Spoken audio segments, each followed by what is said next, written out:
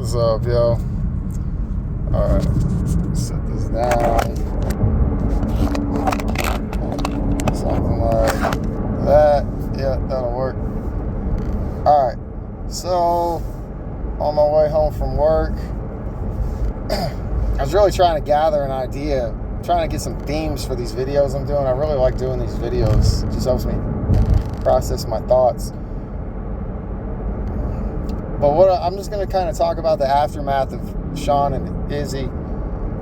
I tried to do a review of the fight, but my stuff keeps getting taken down for copyright. Like if I have footage of the fight in there, I guess because it's still under pay-per-view terms. I don't know. But all right, so we watched the fight. There's a lot of information on what happens. Man, media drives me fucking crazy. That's something. All right, so I watched the fight live, and then I watched it like once when I was like half falling asleep, probably an hour later. And I got up like 4 hours later, and I probably watched it 3 times in a row. And that's just me. Like I'm into fighting, and when I get obsessed with something. All right. Commentary. Most of the time when I'm watching fights these days, I have headphones on and I'm listening to music. That's also just me. It's not like I heard commentary and it steered me away from it. But having done that, I've gotten to see how much influence commentary has on the fan base and perspective. Like, the first 3 rounds, man, they are freaking trying to give that to Izzy. Not unjustly either, but it's like, I don't know how to explain it. Sorry, I'm getting off on my complaints. Let's talk about after the fact. Sean wins. Sean won 5-0. 50-45, if not 49-46. I don't care what the judges said. I don't even remember. I'm telling you, there's only one round Izzy was even close in that. It's just how it is. So what do we do now?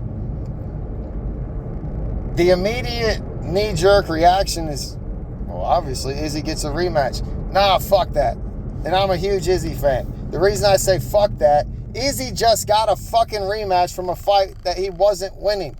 Like, when Izzy got in there with Alex, Izzy got beat by Alex, gets the immediate rematch. He didn't even want the rematch then. He took the rematch then because Alex wasn't willing to wait on him. Alex was going to move on. So he took the rematch, then got it. He was losing that fight until he landed that strike that knocked him out. Then he has his incident with Duplessis. They don't fight. Duplessis doesn't accept. There could be a lot of different reasons on that. But Dana likes to take advantage and saying he didn't accept the fight. And he makes it out like I'm so sick of hearing that doesn't want to fight idea. Boy don't want to pay. Think about that. All right. Not saying that's the case in Duplessis. I think he might have a shoulder or a foot or a knee or something's going on. But Strickland wins. How many times can a champion lose and then you automatically give them a rematch? You know what I'm saying? Like, the only time that made any sense was Volk and Holloway. That was the only time I've ever seen that make sense. All right, so what do we do now?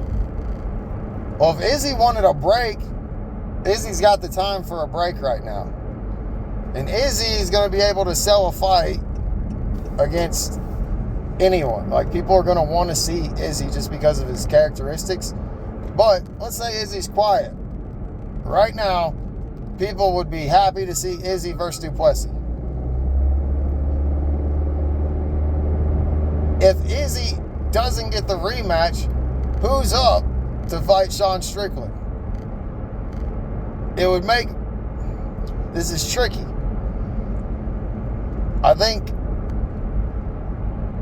Duplessis probably would rather fight Strickland than Izzy, if I had to guess. That's just a guess. I don't know that for fact. But, sorry, traffic is getting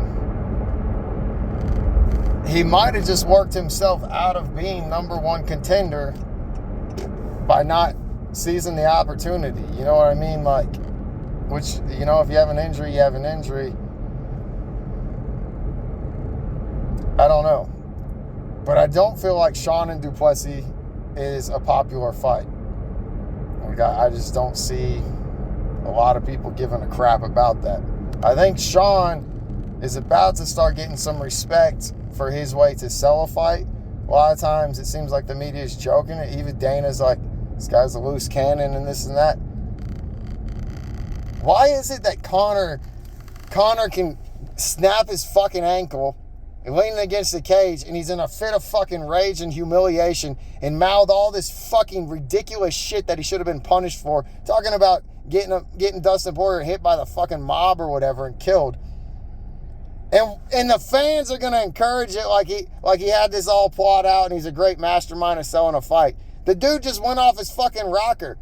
Sean is probably the most composed fucking fighter in 185, and I say composed because he means what he's saying and he's authentic in what he's saying and he's never actually fucking angry. He's just saying what he thinks and telling the fucking truth of his perspective. And people are just shocked by that for whatever reason. Yet the things he points out about other fighters are true. Like, he's not out here lying or making up stories. He's like, it's just, I don't know. I don't get how Sean is that entertaining of a character and we're going to call him a loose cannon and whatever. But we got like Colby and Conor, and it's because Sean makes it look authentic. Like, think about that. Anyways, I think I don't know a matchup off the top of my head that I think people want to see Sean in. But I do believe people want to see Sean. I think they want to see him even more after this victory. So many people are saying, I wouldn't say so many. There was a good percentage of people saying he didn't deserve this fight. They weren't really hating on him. They're just like, man, he's number 5, number 6. He doesn't deserve it, but Izzy beat everyone else. Izzy's going to walk through this guy. The way Sean reacted to winning and the way he spoke at the press conference, everyone loves him. Like, he's so relatable. So, as long as they announce an opponent to Sean that will play ball in the sense he's going to talk, Sean's going to sell a fight with anyone, I feel like. So we could book him with anyone. We could book him with Whitaker. I feel like Whitaker is the matchup that would be very competitive. But Whitaker just got smoked by Duplessis. So what do we do there? You know what I mean? Tricky situation. But it's not fair. The assessment that the community gives to Sean is not fair on his entertainment value. And I don't know. And what I meant by a partner that'll like play ball with the promotion. So like at the press conference, Izzy won't say much at this press conference with Sean. He wouldn't really talk trash. He wouldn't say, and Sean's trying. He's trying to be entertaining. He's trying to talk. He's even like, come on, Izzy, give me something, say something. And Izzy said something about don't argue with a fool because those who are watching can't tell the difference. Maybe you should have argued, brother. I don't know. It's an interesting situation. I'm going to go. Sorry, I was at like a 6-way stop and it seemed like several of us stopped at the same time. But,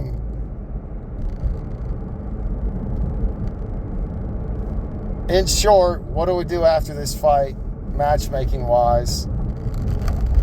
I'm going to say Sean can get anybody he wants and he can sell a fight.